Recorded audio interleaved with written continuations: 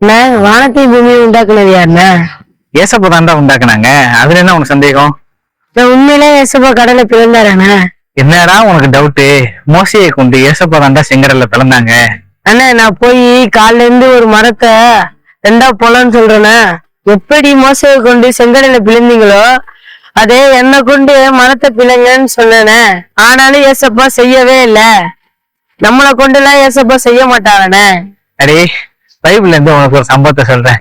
ஏசப்பா 40 நாள் உபவாசத்தை முடிச்சுட்டு வந்த பிறகு பிசாசு அவர்கிட்ட வந்து, உன்னை காக்கும்படி தம்முடைய தூதர்களுக்கு பிதா கட்டளையிட்டு இருக்காரு, உன்னுடைய பாதங்கள் கல்லில் இடாதபடிக்கு அவர்கள் உன்னை ஏந்தி கொண்டு போவாங்கன்னு வேதத்துல எழுதியிருக்குன்னு சொல்லி அவரை மலையில இருந்து கீழே குதிக்க சொல்லுவான்டா.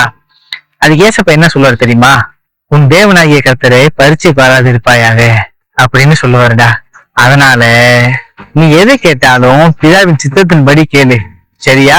இனிமேல் பிதாவின் சித்தத்தின்படி கேட்கிறேன்.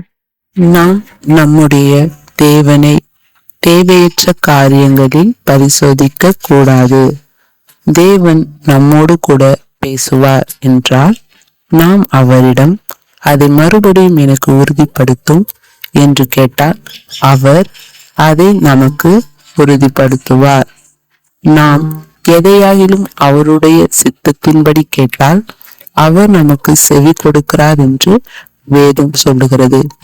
மாறாவிலே செய்தது போல உன் தேவனாகிய கர்த்தரை பரீட்சை பாராதிருப்பீர்களாக என்று மோசே கூறுகிறார்.